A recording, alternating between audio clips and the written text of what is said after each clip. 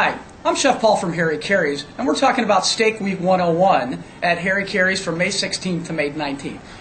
Prime versus choice. What's the big hoo-ha? Well, the big hoo-ha is a lot of money. Prime steak. The top 2% of all cattle in the United States is graded out to be prime. And how they do that is they actually look at the rib eye cage area, and they look for marbling.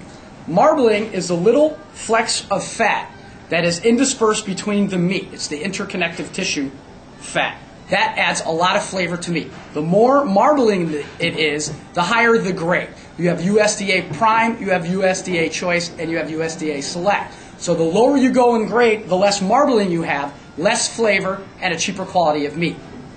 This is the difference. So this would be a Choice New York strip. If you notice, it has very little flecks of that wonderful marbling that really gives a prime steak the flavor and juiciness that it needs. Once again, here's the prime steak.